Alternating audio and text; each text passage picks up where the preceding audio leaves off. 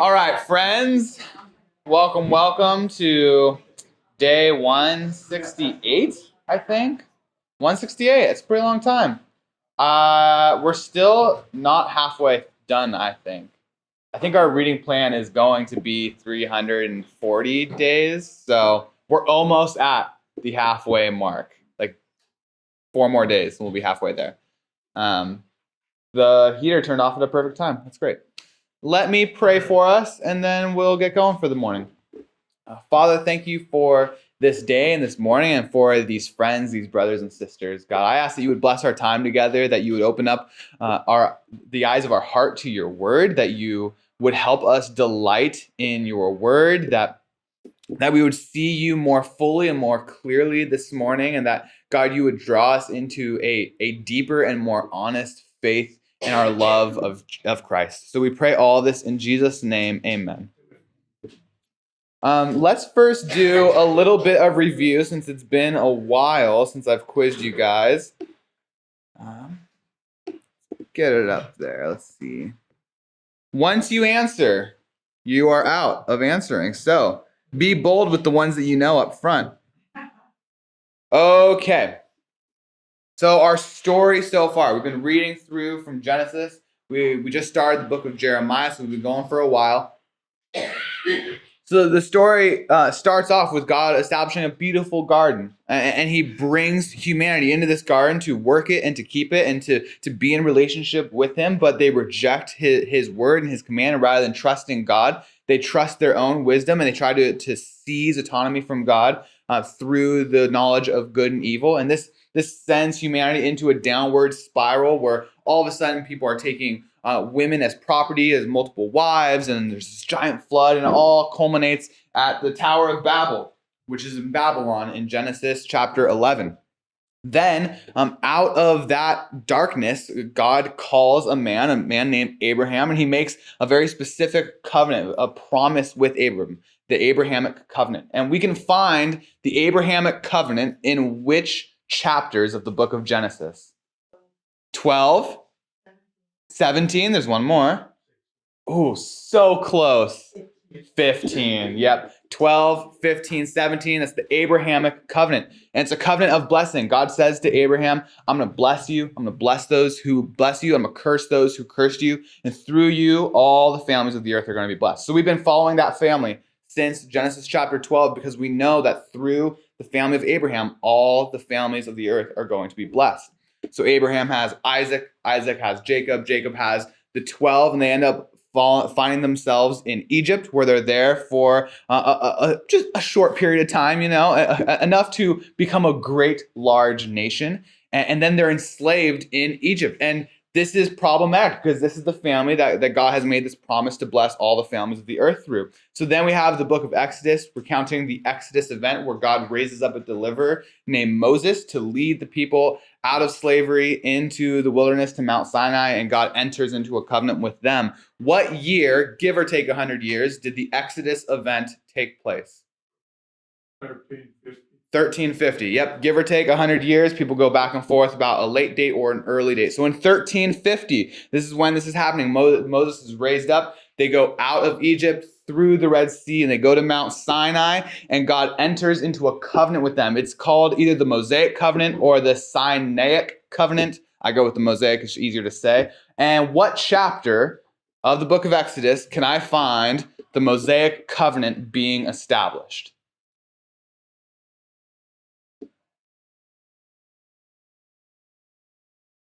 19 and 20, yeah. 19, really 19 through 24. 19 is where God tells Moses, hey, gather all the people to the mountain. I want to enter a covenant with you guys. And then they gather, they start going through it, and it's in chapter 24 that they seal the covenant with a meal. The elders go up onto Mount Sinai, and they have bread, and they have wine, and then they sprinkle the people, and they sprinkle the book with blood, and it's the blood of the covenant. So that were they in Egypt for 400 years? There's a discrepancy about if they're in Egypt for 400 years or if from Abraham to the Exodus is 400 years. So when we get to Galatians, it seems like Paul reads it that it's from Abraham in the land, his sojournings, all the way to the Exodus event. So it's either 400 or it's like 600 years, that time span. So the Exodus happens. They're in the wilderness and they're going to the promised land. That's where we read books from Numbers, Deuteronomy. We got through Joshua, which is them going into the land. And there's chaos. It's wild. It's chaotic. And so then finally, God begins to bring order by raising up his servant David. King David, circa what year? 1000. Yep, so 110 to 970 BC. 110 to 970 BC. David has his son Solomon. Solomon was very wise. He was very successful. The empire grew and grew and grew to the largest it had ever been, all the way from the river in Egypt to the river Euphrates, which is basically the known world, which is Solomon's reach and reign. But then in Solomon's later years, he stopped listening to God. And instead, his heart went after other foreign gods because he had been misled by his hundreds and hundreds of wives. Because of this, God stripped the kingdom from the Davidic line. Because remember, there was a promise made to David called the Davidic covenant. What chapter of 2 Samuel could I turn to read about the Davidic covenant? 7. Maybe that's what you were thinking. So chapter 7 of 2 Samuel, or we'll see also in 1 Chronicles 17. So 1 Chronicles 17, 2 Samuel 7, the Davidic covenant. And God makes a promise to David that one of his descendants, a Davidic descendant, is going to sit on the throne forever. So we've narrowed our focus from the family of Abraham to the nation of Israel, all the way down to the line of David. We're waiting for someone from the line of David to come who's going to sit on the throne forever and who's going to bring blessing to all the families of the earth. So the Davidic line is really important. So when Solomon sins and the nations and the kingdom is being stripped from his hands, we're like, oh no, is this the end? No, because God says, I'm still going to give you one other tribe. So the Davidic line gets Judah and Benjamin. And the southern kingdom is called Judah, also called Jerusalem. Good. But the northern kingdom, so the other 10 tribes, the northern kingdom is called Israel and also called Samaria, which is the capital. So then these kingdoms, they coexist, sometimes peacefully, sometimes they're in conflict, having civil war with each other. And we read that all through the book of Kings, one of your favorite books, right, Ashley? Really easy to follow. I'm just kidding. It's so hard to keep track of everyone's name. The northern kingdom, the kingdom of Israel, they meet their demise in what year? 722 BC. And to what nation? Assyria. Good. And then the southern kingdom, they exist and until they get wiped out. That's what this event is. They're getting wiped out by what nation? Babylon. And that happens in what years? Yep, 605 to 586. And it's 3 waves. So it's 605, then it's 597, then 586. 3 waves where Babylon comes, they lay siege, they take people away, they take them to Babylon. And then there's a 70-year exile. So we're in the book of Jeremiah. We just started that. Jeremiah is living during this time. Like he's going to live through Babylonian exile. His ministry starts during King Josiah. And then he has a prophetic ministry for 40 years leading through the captivity or the exile that happens and then into it a little bit. It's also in the book of Jeremiah. If you've been listening to Brett's series and been paying attention, it's Jeremiah who says this is going to be a 70-year exile. It's not going to be 2 years. It's going to be 70 years before God brings us back to the land. And that's going to happen a little bit before 500 BC, but we're going to get there in our story. So just to remember where we are, because we are starting the book of Jeremiah. But today, I want us to talk about the book of Ecclesiastes. So it's almost like we've been on pause for the last few weeks as we've been reading these books that are often called wisdom books. We read Job, which is very fun for us. We read Proverbs, Song of Solomon, and Ecclesiastes. So why are those 4 books called wisdom books? Anyone remember? Daniel, you answered last time. Someone else.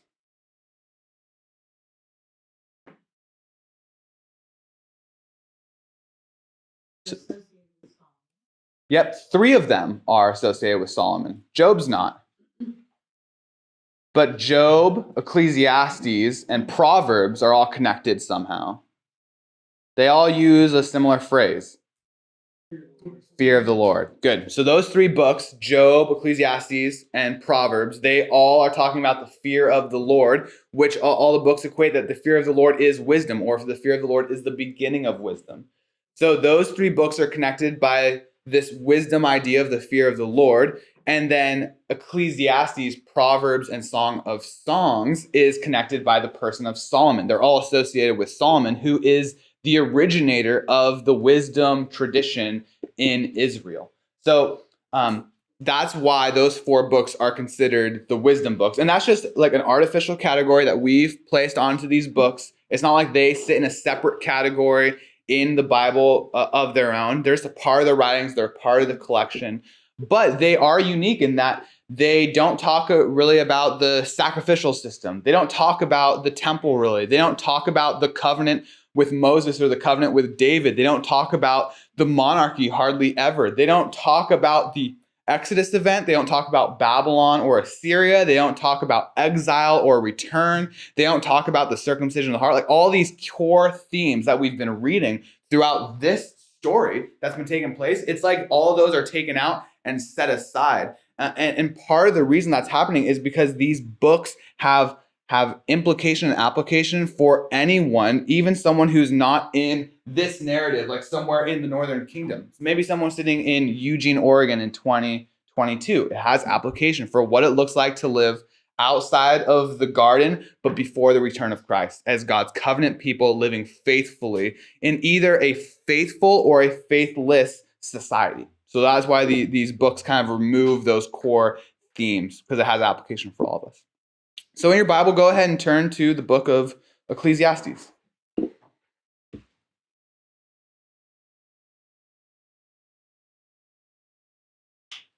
For how many of y'all was this like the first time really reading the book of Ecclesiastes? Anyone?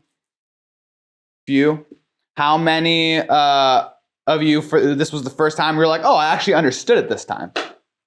All right, a few more. And how many of you are like, oh, this book, I got it. So confident. Okay, so we're all just kind of somewhere in the middle. So my idea for this morning is to read together some skimming, some reading, chapters 1 through 4, and then we'll do a little bit of chapter 7, chapter 10. That's where those like anti-proverbs are, which are very fun, very funny, and then look at the ending together. That's the plan, and if we finish that, we'll talk a bit about Jeremiah. Hopefully, we bring clarity to this book for all of us.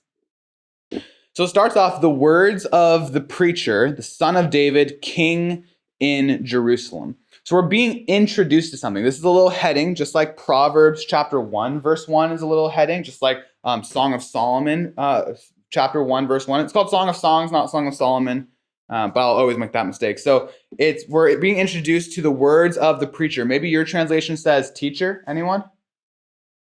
Nice. So it's this word kohelet as a noun, and kahal to kahal is a verb to gather some like group together. So just like right now, I put on a class, gathered you guys together. So that's I've kahaled you in that sense, but I'm a kohelet because I'm one who has gathered. And I'm speaking to the gathered people. So that's like what this word means. So that's why they're translating it as either a teacher or a preacher, but really it's just someone who gathers, maybe a wise person, or maybe like Grandpappy Solomon sitting on the porch, who's like rocking in the rocking chair, talking to his grandchildren. He's like, let me tell you about my days. And then he just talks like any of those fit this category. So if I say kohelet, that's like what I'm meaning.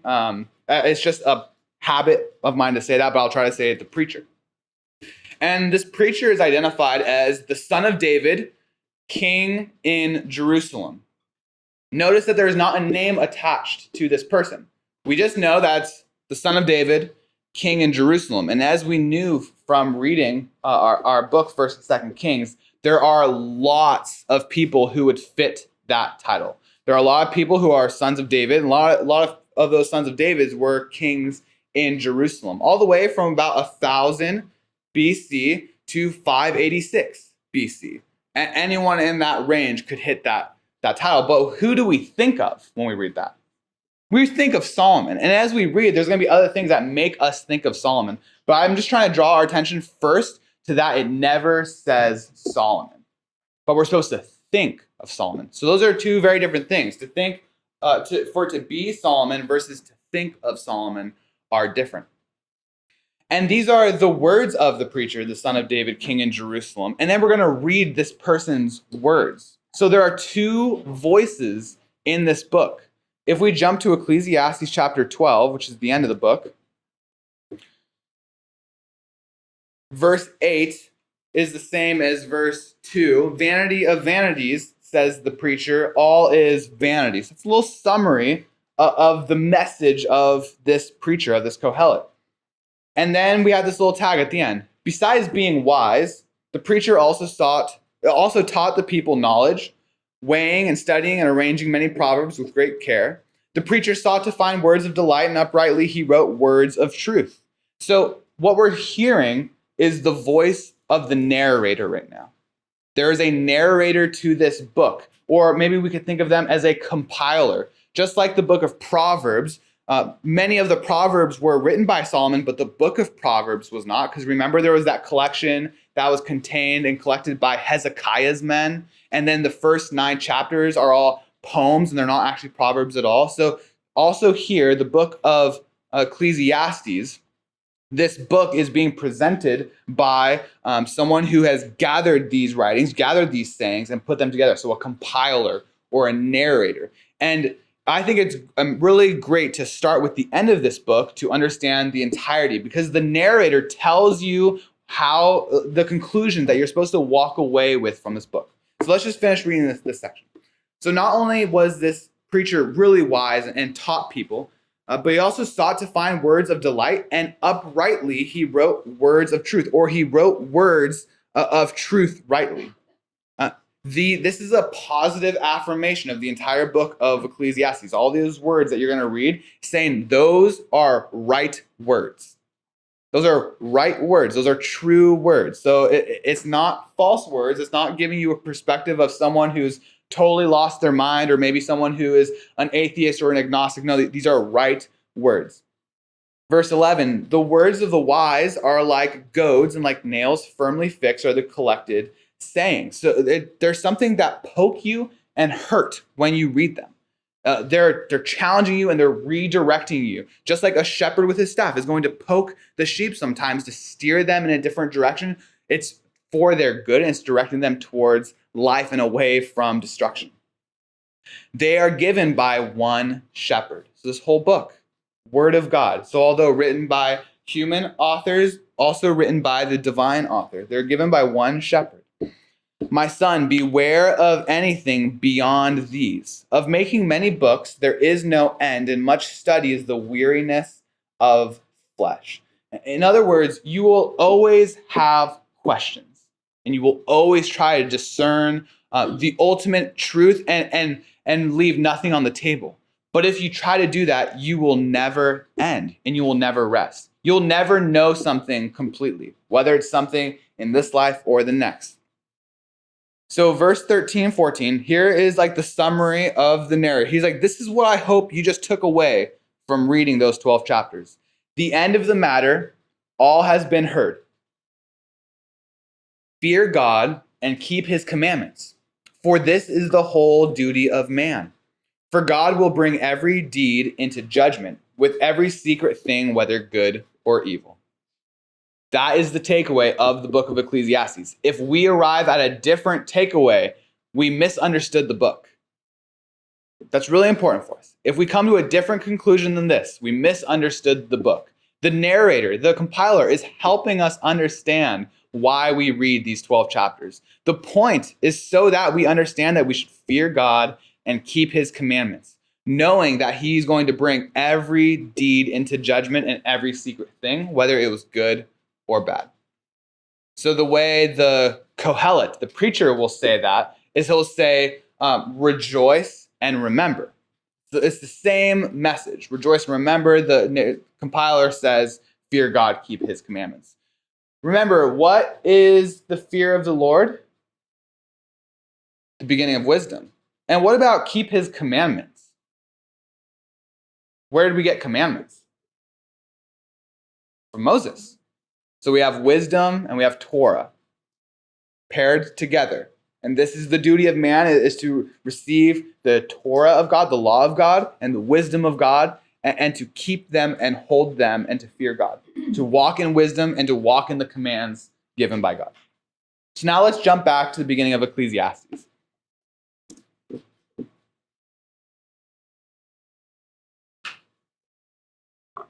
There is debate about whether or not this first poem, so verse 2 through 11, is whether it's the preacher or if it's the narrator kind of giving you a summary poem about what the preacher is going to say. Because when we get to verse 12, it begins with the preacher. I, the preacher, have been king over Jerusalem.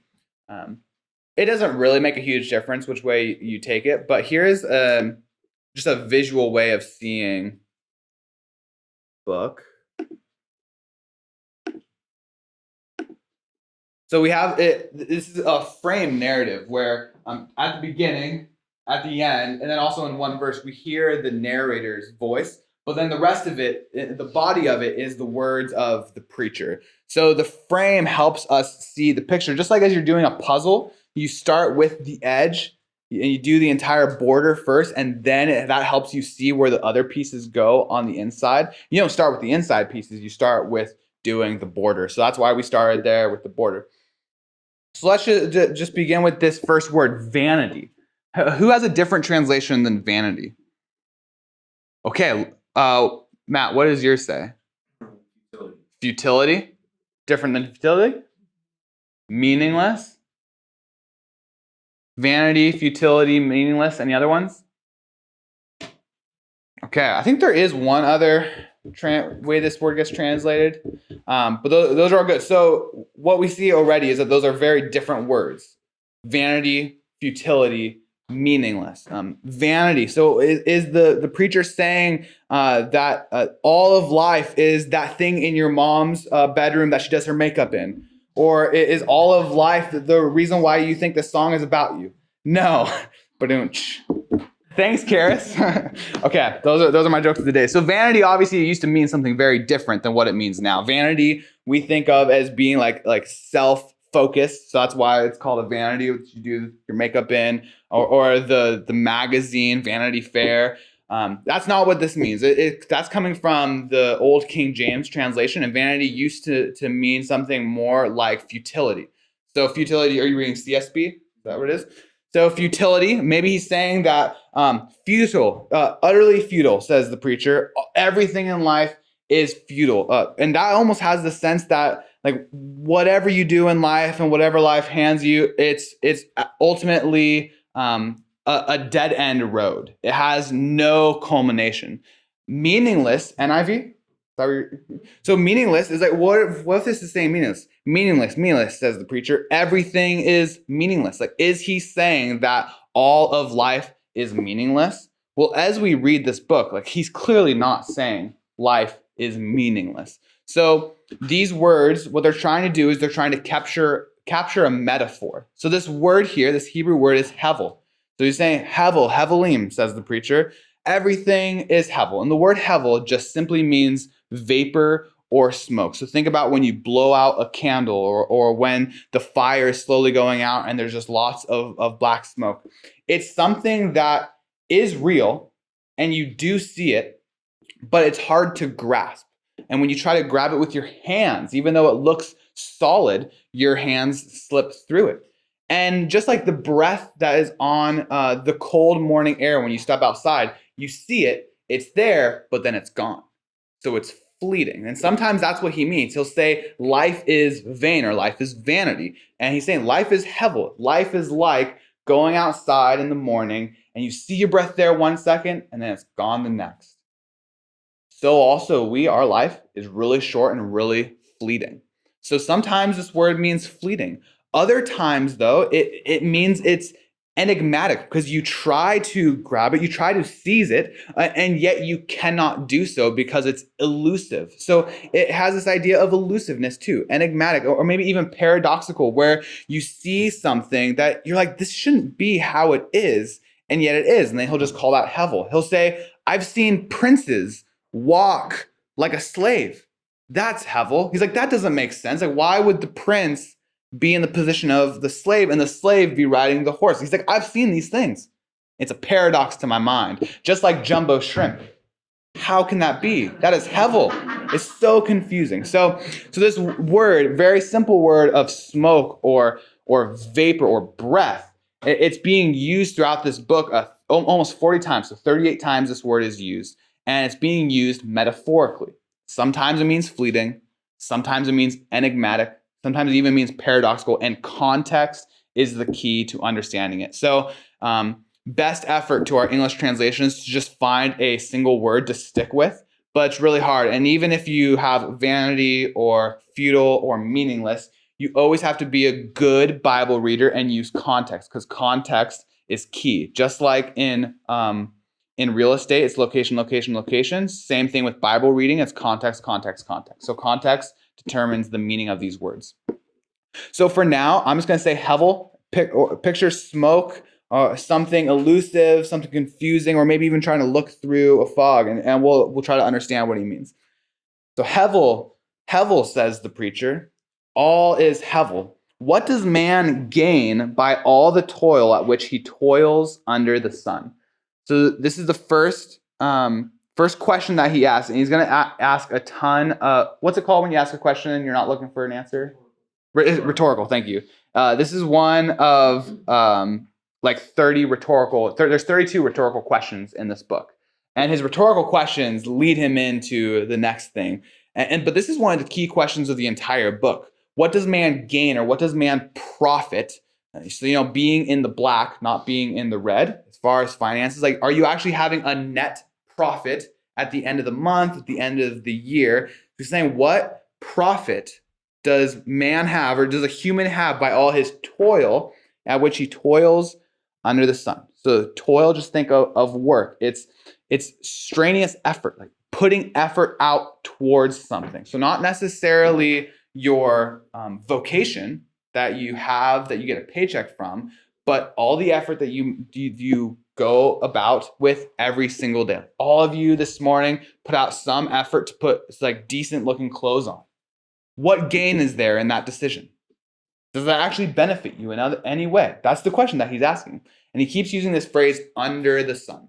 The phrase under the sun, interpreters have debated about what that might mean. So, some will say, well, under the sun what just means our vantage point. So God is above the sun. He has a divine perspective. We have a limited perspective under the sun. Others have proposed that under the sun means like land of the living. I'm not convinced by that, but they're using Egyptian literature to come to that conclusion. Yet another interpretation is that under the sun means outside of the garden. So it's a way of talking about life outside of the garden, which I'm compelled by that translation too. I think, though, the perspective is the best way to go, because this book is about perspective. He'll keep saying things like, I have seen this, I have seen this. But what I know is that God, and then he'll make some sort of statement about his theology, but he's always talking about his perspective. So here's this key question. What do you gain from all the effort that you put into your life? From getting dressed this morning, to going to school, to working a career job, to making effort to maintain relationships with those who bother you? What profit is there? A generation goes and a generation comes, but the earth remains forever. The sun rises and the sun goes down, and then it runs back to the place where it rises and it's out of breath, all to start again. The wind blows to the south, goes around to the north, around and around the wind goes, and on its circuits, the wind returns. The wind is just always blowing and it never stops. All streams run to the sea, but the sea is not full. The sea never fills up. The streams just keep flowing. To the place where the streams flow, there they flow again. So the river never runs out, and yet the sea never fills up. All things are full of weariness, or all things are tired, and no human can utter it. Just like the river always flows into the sea and the sea is never full, so also the eyes are not satisfied with seeing, nor the ear filled with hearing. You see a beautiful sunrise, no one says, my sight has been satisfied, I never need to see again. You hear a beautiful song, you never think, my hearing has been satisfied, I never need to hear again. No, you're never satisfied. You always want to be filled with more. So just like the ocean is never filled, so also your senses are never satisfied. What has been is what will be, and what has been done is what will be done. And there is nothing new under the sun. We think we're being creative and we're rewriting history and we're creating new things, but really we're just putting a twist on something that's already been done before. We think we've brought this amazing technology into the world, things like cell phones. Well, really, we're just adapting something that's already been done. Entertainment, communication. We've just put a different twist on it. So there's nothing actually new under the sun. Is there a thing of which it is said, see, this is new? It's already been done in the ages before us. And there is no remembrance of the former things, nor will there be any remembrance of later things, yet to be among those who come after. At the end of the day, both creation and generations have the same fate. Who knows their grandparents' names? All 4 of them. Who knows their great-grandparents' names? All 8 of them. Who knows all 16 of their great-great-grandparents' names?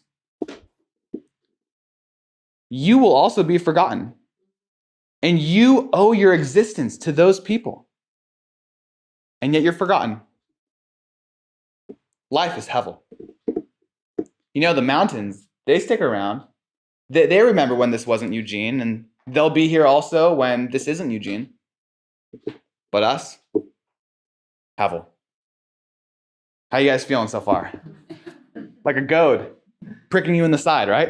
Like, oh, that sucks. When I taught this class a little over a year ago, it was like months later, my mom texted me this list of like random names. And I just responded, what?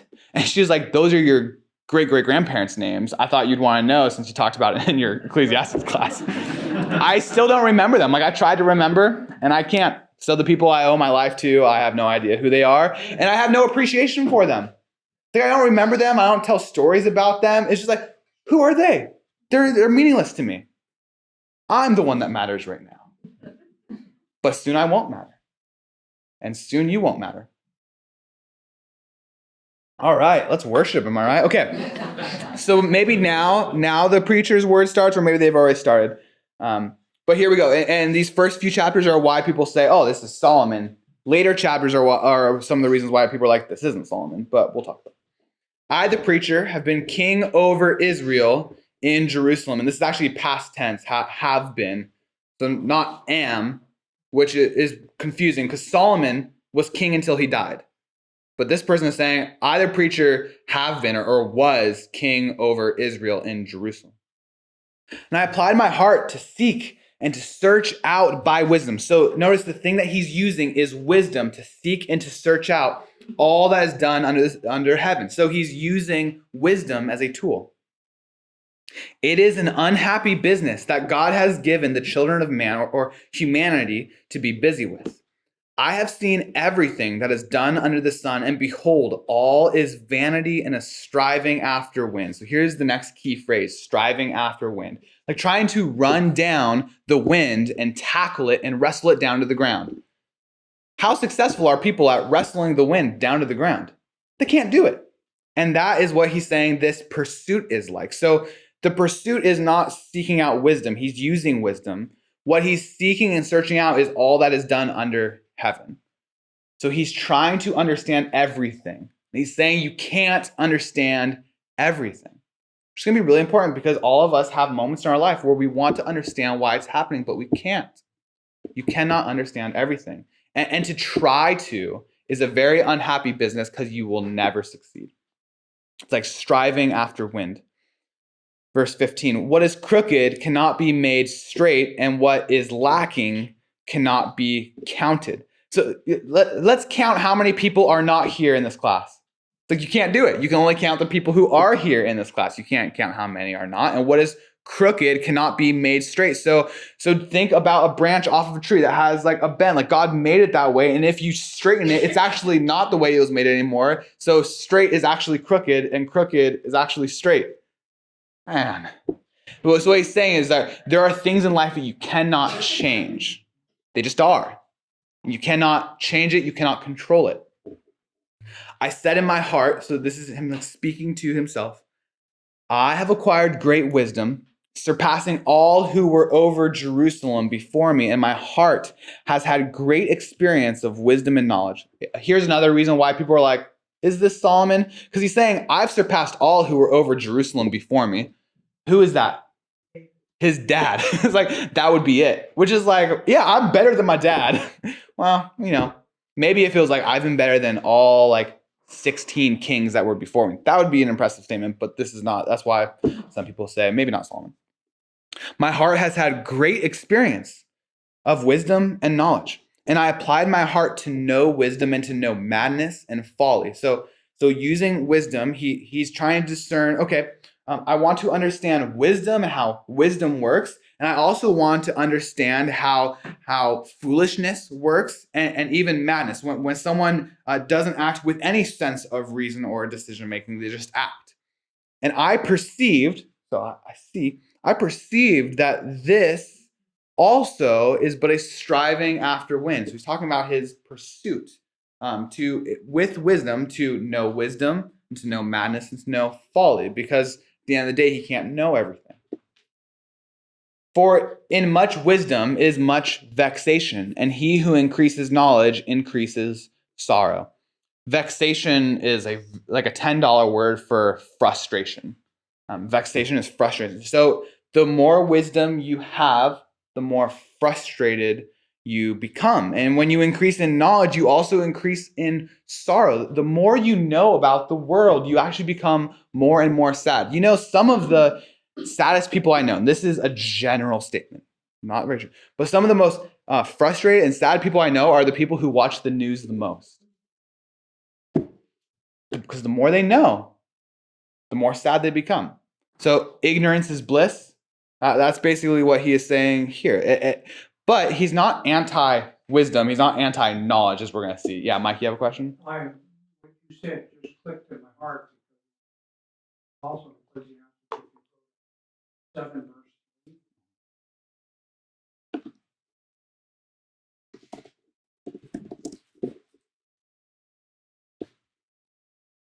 Sorrow is better than laughter, for by sadness of face the heart is made glad.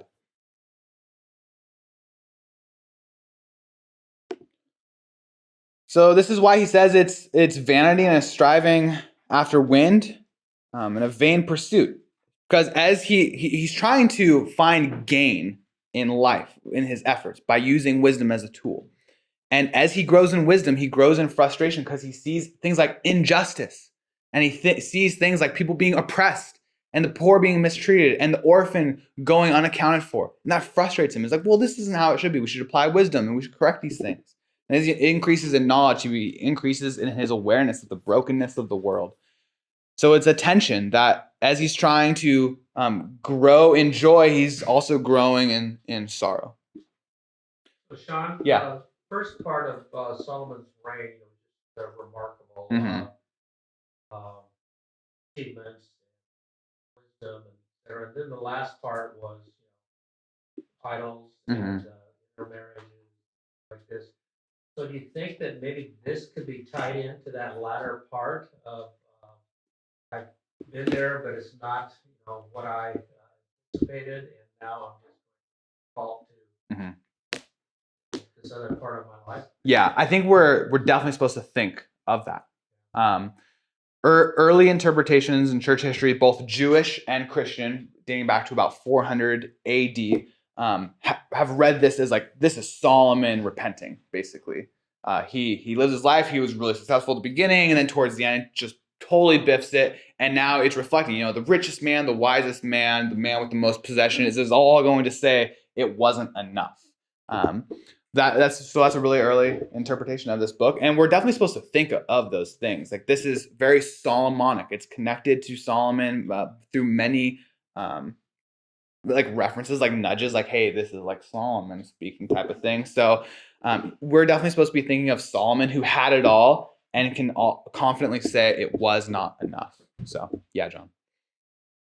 So he moves from just chasing understanding of the mechanics of the world. He said, I said in my heart, come now, I will test you with pleasure. So he's going to test his heart, his mental faculties with pleasure. Enjoy yourself. I just need to see what this was going on. Is concerned with pleasure. Okay, it's concerned with pleasure, which takes various forms, including laughter, wine, and other kingly activities. So pleasure, in this sense, is not moral in connotation; it's neutral. So it's not like he's going to start pursuing sin. He's just going to pursue joy in life. He says, "Come now, enjoy yourself." But behold, this also was vanity. So before he even starts his pursuit, he's saying, "This is hevel. It's fleeting. It's perplexing. It's difficult. I said of laughter, it is mad. And of pleasure, what use is it? I searched with my heart how to cheer my body with wine. My heart still guiding me with wisdom. I wasn't becoming a drunk fool. My heart still guiding me with wisdom, and how to lay hold on to foolishness, till I might see what was good for the children of man to do under heaven during the few days of their life. So this is the other pursuit in this book. This book is dealing with the question, is there any gain in life, any profit from your life's endeavors? And then, how should you live? Those are the two key questions. Is there any gain in life, and how should you live? So this is what he's trying to seek. He's trying to find if there's anything good for humans to do while they live their few days of life under heaven. I myself, I made great works. I built houses and planted vineyards for myself. I made myself gardens and parks and planted in them all kinds of fruit trees. I made myself pools for which to water the forests and growing trees. I bought male and female slaves, and I had slaves who were born in my house. I also had great possessions of herds and flocks, more than any who had been before me in Jerusalem. I also gathered for myself silver and gold and the treasures of kings and provinces. I got singers, both men and women, and many concubines, the delight of the sons of man. So I became great and surpassed all who were before me in Jerusalem. Also, my wisdom remained with me. So like put it into context. He's like, I had a home in the city I lived in, and I had a home at the beach. I had this huge 401k. I had entertainment galore. I had a timeshare. I had like all the points for flying that you could ever imagine. So I would go on weekend trips wherever I would want to. I had Netflix, Disney Plus, and HBO Max. I had the works. Nothing that I wanted did I not have. I had it all. And whatever my eyes desired, I did not keep from them. I kept my heart from no pleasure, for my heart found pleasure in all my work. And this was my reward for my toil. We're going to come back to that. Then I considered all that my hands had done and the toil I had expended in doing it. And behold, all was vanity and the striving after wind, and there was nothing to be gained under the sun. All this effort. He makes gardens, redirects rivers to water his forests. I mean, this man did some work in his life. And when he finishes his work, his conclusion is, this was pointless. This was meaningless. This was futile. This was hevel. It seemed great. I tried to grasp it, and then it was gone. There was nothing to be gained or to be profited from in this endeavor. So he's building out this tension and this idea about work. All of us work, whether for a paycheck or to get ourselves dressed in the morning, like we're all expending energy towards a purpose. And what he's slowly showing us is that the result, or like the end, is not the point. The end result is not the point. So notice in verse 10, he says, I kept my heart from no pleasure, for my heart found pleasure in all my toil. And this was my reward for all my toil. My heart had pleasure in my work. While working, I had joy. But when I finished my work, when I considered all that my hands had done and the toil that I expended in doing it, behold, look at the results. Disappointment, not satisfied, left wanting more. It's like trying to chase down the wind, and I gained nothing. So working, there's pleasure in the working, but not satisfying pleasure in what your work produces. He's drawing this contrast. So, you're working so hard to finally just like move to Florida and retire and sit on the beach for the rest of your life, and you're going to be really disappointed. Like you're going to wish that you had work to do again and things to occupy your time. So I turn to consider wisdom and madness and folly. He turns back to this subject. For what can a human do who comes after the king? Only what has already been done. Like, are you going to rewrite the steps? No, you're just going to do what's been done before. Because even think about Solomon. Solomon grows in wisdom. Then he has a son. And what the son does, he's like, well, I'm going to do something different than my dad. And he raises taxes. And then the next king lowers taxes again. So there's always just a balancing through the generations. Then I saw that there is more gain in wisdom than in folly. So notice that he does affirm wisdom. Wisdom is good, and you should pursue wisdom and not foolishness. There is more gain, more profit in wisdom than in foolishness, as there is more gain in light than in darkness. The wise person has his eyes in his head, but the fool walks in darkness. And yet I perceived that the same event happens to them all. So, friends, it really is beneficial for you to be wise. It's really beneficial to get dressed with a light on in the morning.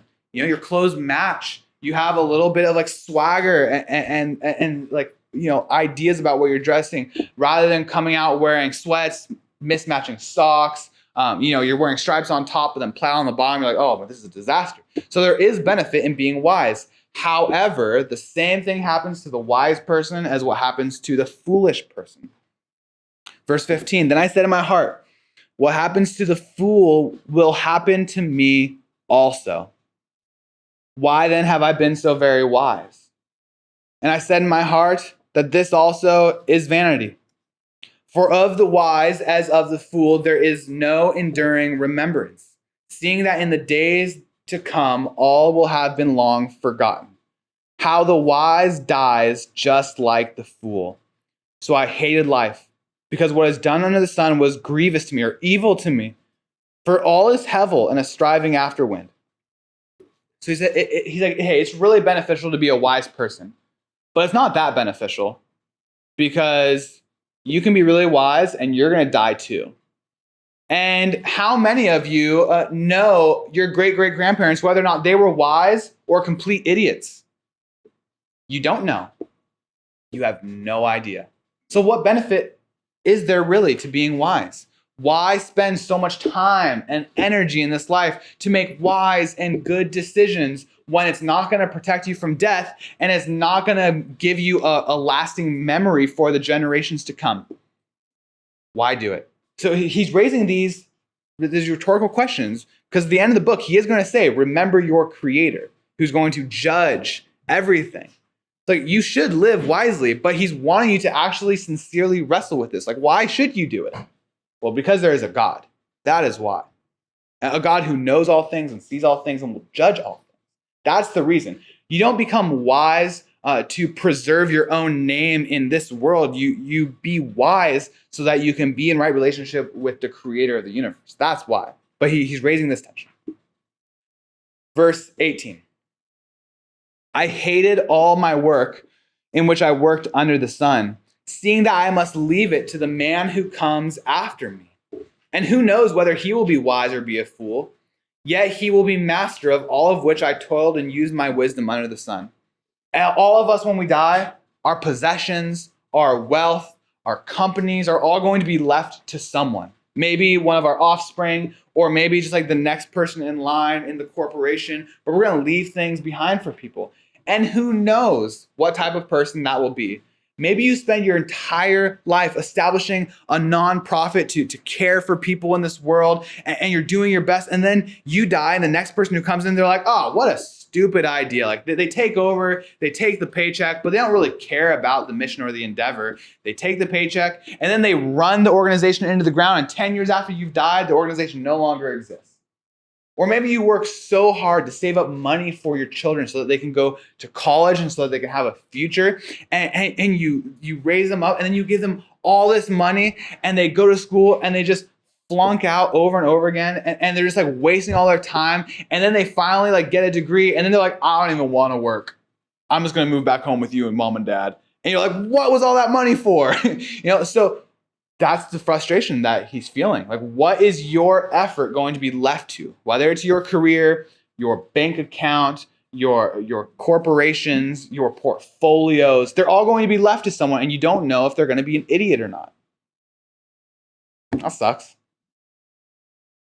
So I turned about and gave my heart up to despair over all the work of my labors under the sun. Broken heart, like, why did I work so hard if this might all be for nothing? Because sometimes a person who has worked with wisdom and knowledge and skill must leave everything to be enjoyed by someone who did not work for it. You ever notice, like, some people, like, they deserve nothing.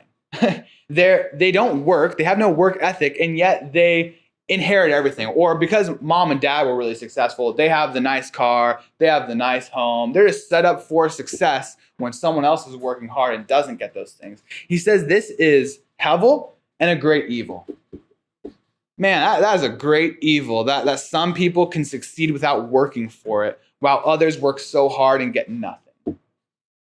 That's like the tension of my generation, the generation below, looking out into the world of like how people in our world, in our society, they seem to succeed just because they were born into it somehow, and yet others don't succeed because no fault of their own. They just weren't given a handout on a silver spoon. So that's evil. What has a person from all his work and striving of heart, all the energy put out, with which he works beneath the sun? What do you actually gain from all your effort? Well, all his days are full of sadness, and his work is really frustrating. Even at night, his heart does not rest. This also is hevel. So it says, if you're really gaining anything from your work, whether it's with school or with your job or just like working pretty hard to try to like make new friends, like what do you really get? Well, you get pretty sad days. You're just like depressed a lot. You're like, this sucks. I don't want to go to work right now. And then when you're actually at work, you're like, this is so hard and frustrating because things don't go right. And then at nighttime, when you're supposed to be resting and recuperating, you can't sleep because your mind is just thinking about all the things you have to do tomorrow. What a great reward for all of your effort. That is hevel. Okay, here are the golden verses of the book. There is nothing better for a person than that he should eat and drink and find enjoyment in his work. This also I saw is from the hand of God, for apart from him, who can eat or who can have enjoyment? So these are known as the carpe diem passages, seize the day. There are two different camps of interpretations.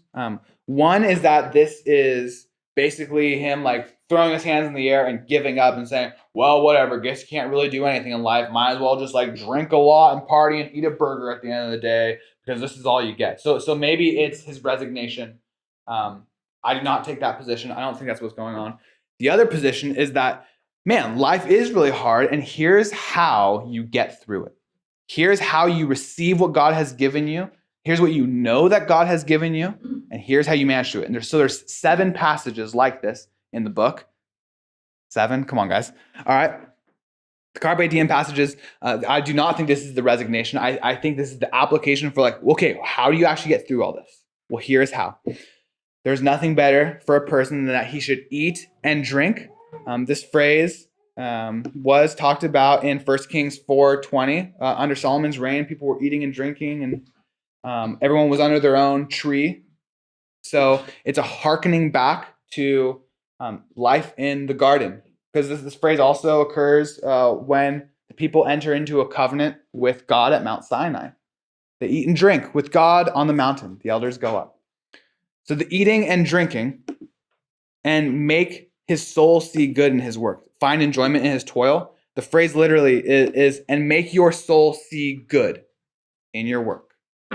So here's what there's nothing better than for a person, for you. There is nothing better for you than that you should have a meal and make your soul see good in the work that you've done. Not in the outcome that you're pursuing, but the work that you've done. To be able to end each day and to come home and either sit at the kitchen table or the counter or on the couch and have either your bowl of cereal or a steak, go relax and say, that was a hard day, but I did it. And I did these things. And that was a gift from God. Because this is all being rooted in the creation narrative. That when God creates Adam, he puts him in the garden. This is before sin. The Lord God took the man and put him in the Garden of Eden to work it. Work is a part of Eden before sin. It's a part of the design of being human is to work. So to not work, you're actually like almost dehumanizing yourself. Not working for a paycheck, but exerting energy and effort to create, to bring about production, to get ready in the morning, like all of those things. That is what one of the things that we're made to do, but we're not just made to work. Remember, we're also made to rest. The seventh day, the first day that humans really experience, because remember, humans are created on day 6. Then day 7, the first full day that they experience is a day of rest. Throughout the biblical narrative, remember that the people were supposed to Sabbath because they were been brought out of slavery by God, so they have rest from slavery, but also because God created in 7 days. So humans are made to rest, and humans are made to work, and to reject either one of those things is actually to slowly dehumanize ourselves. So maybe this is more, I don't know, maybe both. So I see the college generation, the boomer generation, both work in different ways. The college generation will just keep working on assignments and never stop. The boomer generation will just keep working at their job for the paycheck and never stop. If you never rest, you're slowly dehumanizing yourself and losing who you are. On the flip side, if you always rest and you never work, maybe that's like my generation, the generation above, like millennials or something, like don't work or something. I don't know. But if you just rest and you never work, you're just like, well, I'm taking care of myself. Well, actually, you're not taking care of yourself, because if you never work, you are slowly dehumanizing yourself. Because as a human, you were made to reflect God, a God who rests and a God who works. So also are we. So the gift of God in Ecclesiastes is to make your soul see good in the work that you have done over a meal. So think about the picture. Like, are you working when you're eating a meal? No, you're resting. The dinner table is a daily Sabbath for your soul. Not so that you can like stop thinking, but so that you can actually think about what is true. Rather than just experience life, you exegete your life and you say, this was a hard day, but God gave me this work to do, a gift from him. And now he's given me this meal to also eat. So if you're one of those persons who drives and like eats, you're not actually resting. So I would encourage everyone to just have the habit of sitting and like closing screens maybe, or setting work aside and having that 20 minutes where you just sit and you eat food, maybe in the company of a friend, or just in the company of God. This also I saw is from the hand of God, both the work and the eating. For apart from him, who can eat and who can have enjoyment? The only way you're going to make your soul see good in your work or to enjoy your work is if God gives you that joy. So you have to be open to allow him to help you see the good in your day. For to the one who pleases him, God has given wisdom and knowledge and joy, but to the sinner he has given the busyness of gathering and collecting, only to give to the one who pleases God. This also is hevel and striving after wind. So he kind of changes gears last minute here. The one who pleases him and the sinner, these are not based off their own action, but these are categories of covenant people versus non-covenant people. So in Galatians, I think I have a note on it. That one.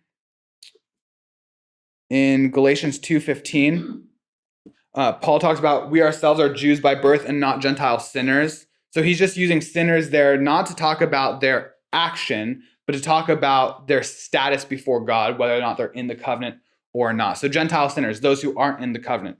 Jews by birth, those who are in the covenant. So here also, for the one who pleases him, so the one who God has brought into covenant with himself, God gives his covenant people wisdom and knowledge and joy. But to the one who's not in covenant with God, to the sinner, he has given the busyness of gathering and collecting. In other words, the one who's not in a covenant with God, they will spend, Lord willing, the next 80 years of their life being a productive member of society, all to take nothing with them and to never see it again. And the ones who inherit all of creation and the glories of the nations are God's covenant people. So only to give to the one who pleases. So this last statement, this also is hevel and striving after winning. He's talking about that person who does not have a relationship with God, who is not sealed by the blood of Christ and by the Spirit, who has not placed their faith in Jesus as Lord and Savior. And this person is going to spend their entire life tirelessly working to bring about good and benefit both to themselves and to their society around them. And it's all going to be pointless for them. But for the one who is in a covenant with God, they are going to be the beneficiaries of that inheritance in the new creation. For everything, there is a season and a time for every matter under the sun. You guys know this song? There is a season. It's great. A time to be born and a time to die. A time to plant and a time to pluck up what is planted. Beginning of the book of Jeremiah, we just read yesterday. Plant, pluck up. A time to kill and a time to heal. A time to break down, a time to build up. A time to weep and a time to laugh. And a time to mourn and a time to dance. A time to cast away stones and a time to gather stones together. A time to embrace and a time to refrain from embracing, right? We had that for 2 years. A time to seek and a time to loose. A time to keep and a time to cast away. A time to tear and a time to sow. Nice. A time to keep silent. A time to speak. A time to love and a time to hate. A time for war and a time for peace. What gain or what profit has the worker from his toil? I have seen the busyness that God has given to the children of man to be busy with. He has made everything beautiful in its time. All those things he just listed, even war and hate and death. He has made everything beautiful in its time. Also, he has put eternity into man's heart, yet so that he cannot find out what God has done from the beginning to the end. So, you see, there's a time for everything, an appointed time, an according time by God's purposes that all these things happen. Stones being torn down from the walls of Jerusalem, stones being put back together in Jerusalem. A time for someone to be born, February 23rd, 1995, in case you guys were wondering when my birthday is. A time to die. I don't know. And that's frustrating for me because I don't know when my time to die is. So here he says, God has put eternity into man's heart. In other words, all of us have this sense that there is more beyond our own physical death and that there is an eternity. Like we're aware of that. And we believe theologically that God, being God, by definition, he has determined the end from the beginning. But we don't know when he determined things to take place or how he determined it to take place. And that's really, really frustrating. It's really frustrating. We don't know if God has elected our children into salvation or even when it will happen. That's frustrating. We don't know if God has determined for there to be a war in our near future or if he hasn't. And we don't know how it will happen or how it will be de-escalated. And that's frustrating to us. So although we have this sense for eternity, we don't know how it's going to unfold. We can't find out what God has done from the beginning to the end. And that frustrates us. I perceive that there is, so what do? Do we just like stop trying in life? No. I perceive that there's nothing better for them than to be joyful and to do good. You have no idea what tomorrow holds. So what should you do? Should you resign from life? No. You should rejoice. You should be glad and you should do what is good. You should do what's right as long as you live. Even though you don't know the outcome, and even though you feel like society's going south, and you're like, what can I do? Throw my hands in the air. No, he's saying, do what is good. Also, that everyone should eat and drink and make his soul see good in his work. This is God's gift to man. God's gift to you is work and to enjoy it with rest.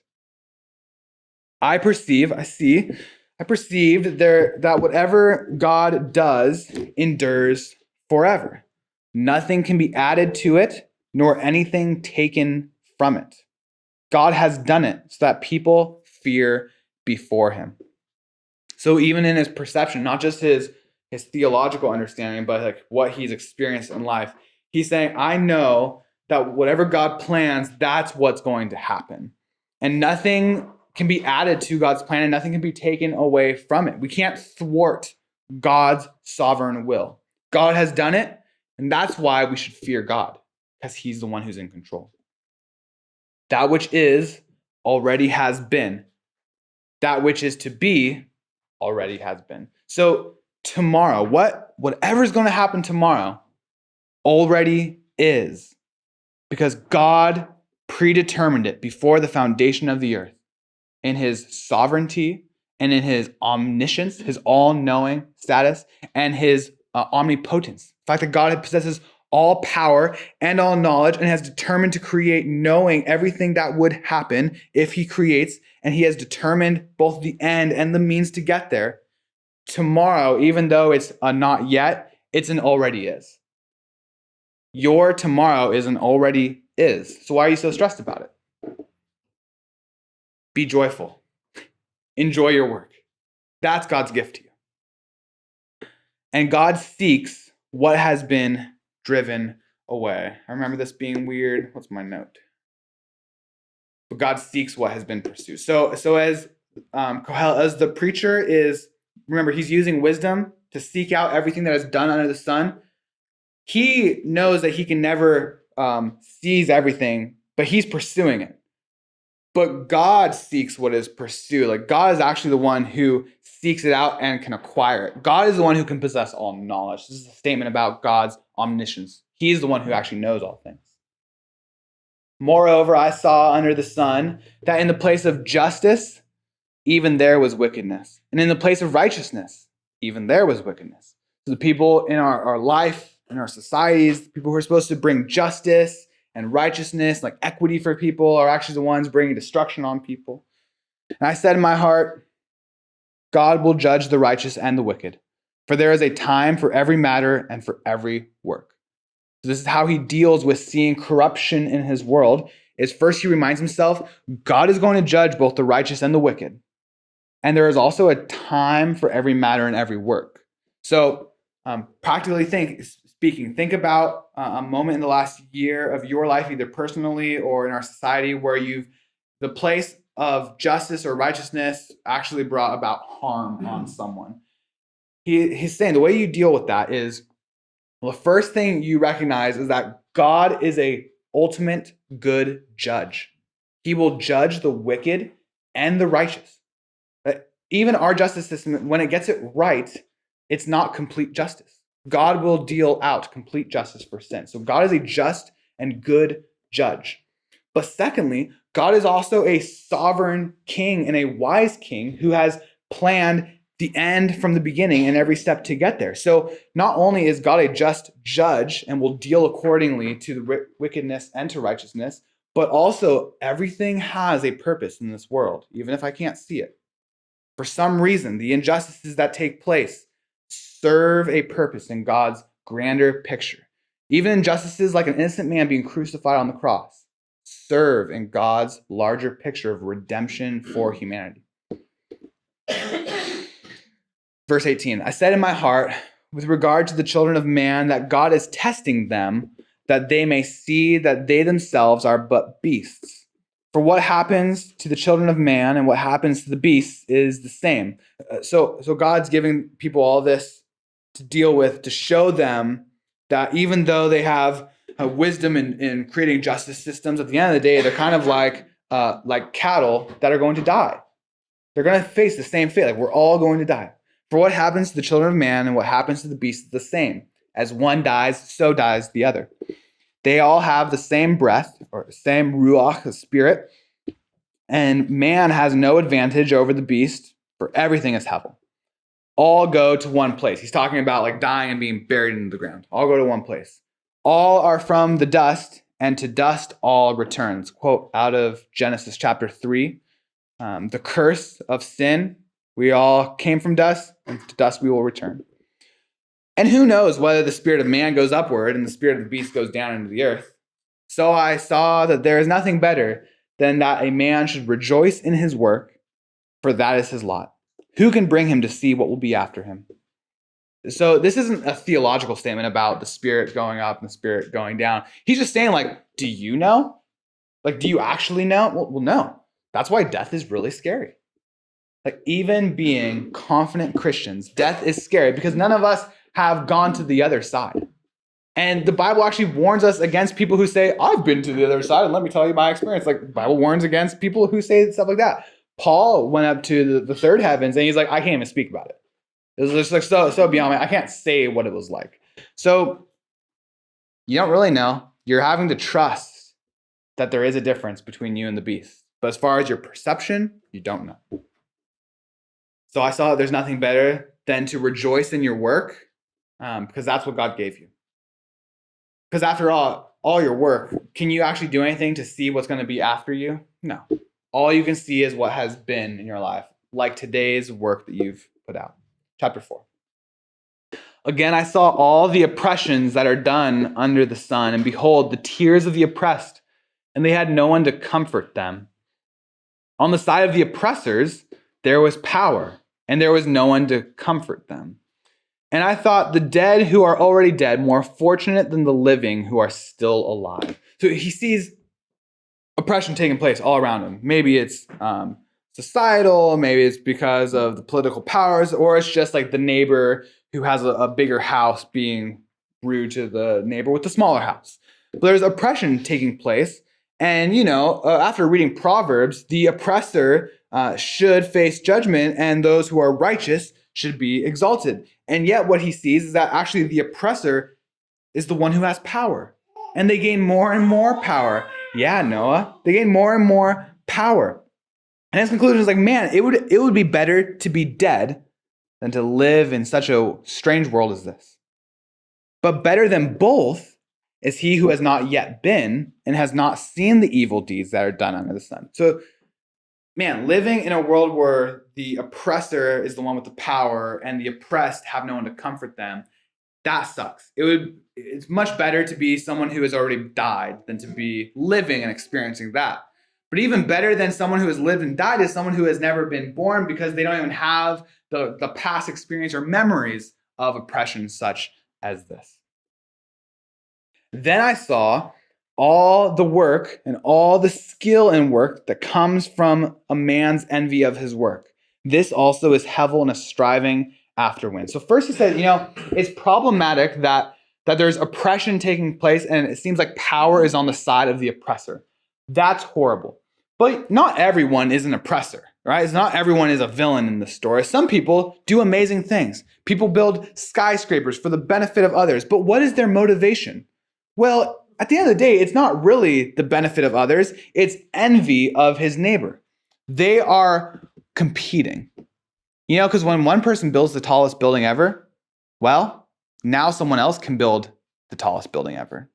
What is our real motivation for building skyscrapers? Like, Wallet, are they actually like functional purpose or just cool? All right, so maybe there's some functional purpose. What about just taking time to restore your grass? Getting seed and fertilizer and mowing it consistently. What's like your real motivation for doing that? Is it just your deep love for the grass seed, or because your neighbor's grass, they just mowed it and yours looks like a wild jungle? Well, my motivation often for mowing my lawn is not like, man, I just really love this. I do love mowing the lawn, but usually it's like my neighbor just mowed the lawn and my grass is touching my knees now. It's like, this is embarrassing, and I want my yard to look better than his. So even when people do good things, their motivations are bad, and this is hevel, and it's a striving after a win. Verses 5 and 6 are the wisdom for all the problems in chapter 4. The fool folds his hands and eats his own flesh. Better is a handful of quietness than 2 hands full of toil and a striving after wind. So there's 3 postures that you can take in this life. One posture is that of the fool who folds his hands over and eats his own flesh. So the Hebrew word is yod. Your yod can be your hand or it's from your fingers to your elbows. So to fold over your yod. Fold your hands over. And you eat your own flesh. In other words, the world is really frustrating. And one posture that you can take is, you know what? I'm not going to do anything. I'm not going to deal with this. I don't want to participate. It's too frustrating. And what you do is you actually eat yourself. You consume yourself. What you're doing is, as you resignate participation in life, is you kill yourself from the inside out and you consume your own flesh. You basically become a cannibal of your own soul. So to not participate in life is destructive for you. On the flip side, the other posture that you could take, which is foolish, is the 2 hands full of toil and striving after wind. These words are words for like fists. So 2 hands full of work and wind. This is the attitude of grab the bull by the horn. I'm going to control life. I'm going to have my planner. I'm going to hit everything on my planner. I'm going to check all the boxes. I'm going to have my 5-year plan, and I'm going to accomplish it in 4. Grab the bulls by the horn. This posture is also foolish because you cannot control life, and it's like trying to grab wind. So controlling work in one hand and trying to control life in the other is ultimately pointless. So that's also a bad posture. So this, don't do this, don't do this. Right in the middle, better is a handful of quietness. And it's the Hebrew word kaf, which means palm as like a bowl. So if you just look at that, so there's one hand is in the game, and it's an open hand, meaning what comes in, you receive it with joy, and when it leaves, you thank God for the time you had. But when you grip things, if it doesn't turn out the way you want it to, it crushes you. So you have to have one hand open. You need to participate, but you have to hold things with an open hand, and it's a handful of quietness, meaning you're not trying to control the situation. So this is another way of saying, eat and drink and find joy in all your work. Is this posture right here. This is the wisdom of Ecclesiastes. This is what the whole book is trying to draw us to. So the takeaway of this book is to rejoice in life. Your life is short. But that doesn't mean that your life is pointless. It's short doesn't mean it's pointless. Your life has lots of points and lots of meaning. Remember, there's a time for everything, and God has written it accordingly. But also remember your Creator, because He will bring all things into judgment. So the posture that we should take, is there any benefit for how we live? Yes. Because we have a Creator who has given us a gift of work and has eternity written out for us. And does it matter how I live? Yes, because God is a good and just judge who will bring all things into account. And we can either stand in the finished work of Christ, or we can stand according to our own work, in which case everything that we have done will be handed over to those in Christ. Being Christ. This is the wisdom of Ecclesiastes. I want to end just by looking at a few of those. Actually, any questions? Yeah, Ken. So reading through the book of Ecclesiastes, if I isolate the Old Testament, don't look at all. I would say I need a double dose of so it's fear of the Lord, and the end of the conclusion is you have to continue to fear the Lord and keep His commandments. Well, I know I haven't done that, so it's just so depressing. Then I include the New Testament. I realize fear of the Lord is just the beginning of wisdom and solution.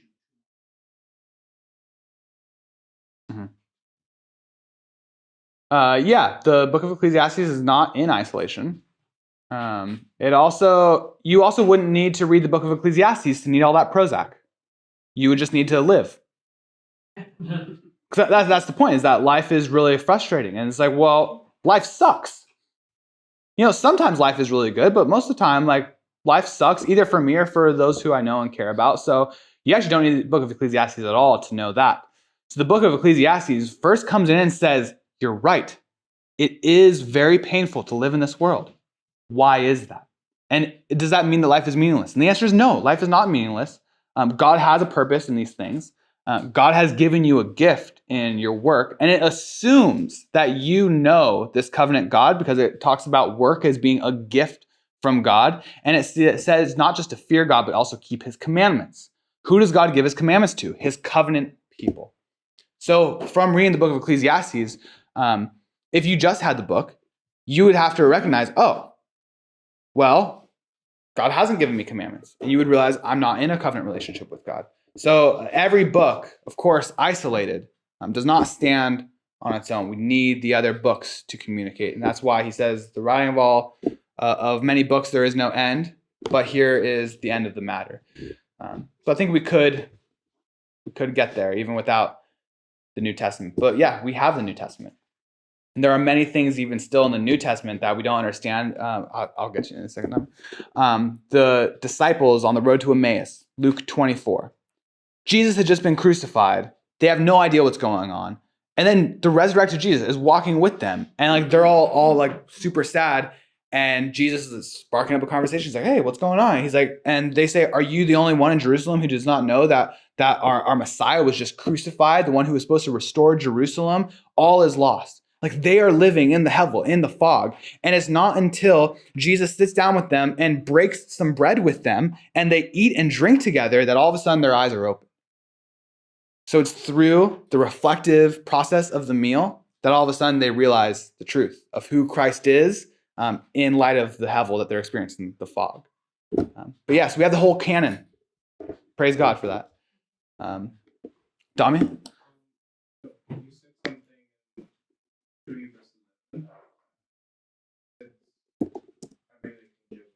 Okay.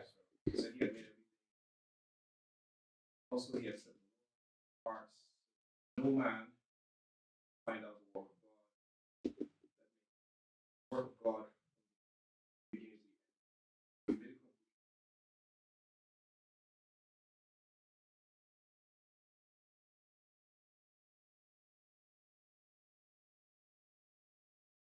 Mm-hmm.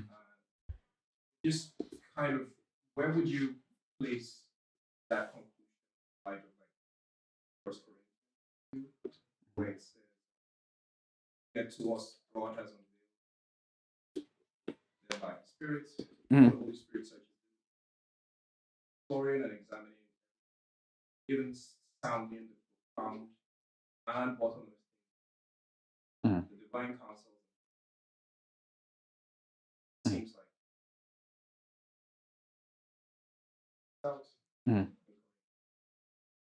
This has been. Yeah. 1 Corinthians, right?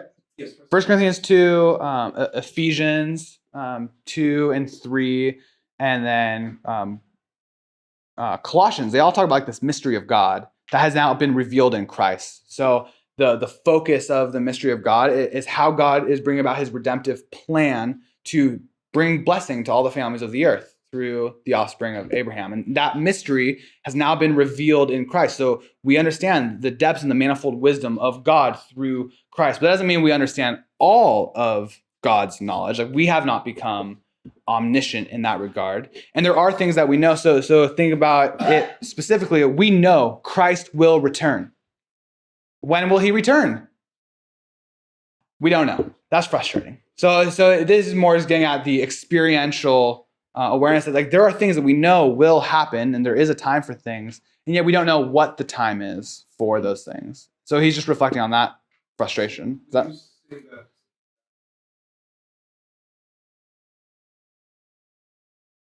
Yes. from Yes. what happens from that point that Yes. Yep. Throughout progressive revelation, there are things that Solomon did not know about God that we do. And I think that's why Jesus can say, John the Baptist is the greatest man to ever been born of a woman, and the least in the kingdom of heaven is greater than him. because we have something more of God than what those who preceded us did. So yeah, good question.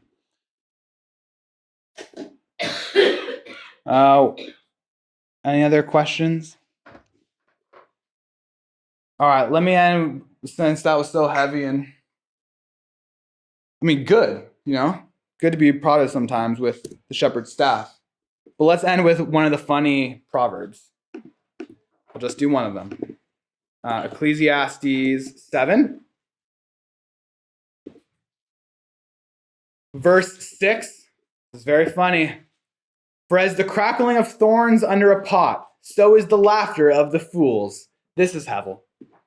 So you're out camping, you have a pot, you put it on the fire, you're getting ready to make yourself some good stew, and you grab a ton of thorns, like the little thorn thicket, and you put it under and you light it. And when you light thorns, immediately they start burning, and they burn and they make a lot of noise. It's like big up in flame, but then it burns out really fast, and it does not heat your pot and it does not cook your food. It served no purpose. So also the laughter of fools. Are they enjoying themselves? Well, not really, because they're fools. This is helpful. That's funny. All right, guys, let me pray for us and then let's go worship. Father, thank you for this morning. God, I ask that just as you've poked and prodded at my own heart and soul, that you would do that for all of us. God, we know that you are at work for your glory and for our good, even in the things and in the ways that we don't understand. And God, that frustrates us at times, but we know from both the book of Ecclesiastes and from the rest of your word that you are at work and that you have purpose in what is taking place. And it's a redemptive purpose. It's a purpose for blessing. So help us trust you and walk both in wisdom and in your instruction until the day that Christ returns. So God, deliver us from evil, keep us from temptation, give us this day the bread that we need, and forgive us our debts as we forgive others. So God, we love you. Now well up our hearts in worship as we go to be with the rest of the body in worship. We pray all this in Jesus' name, amen.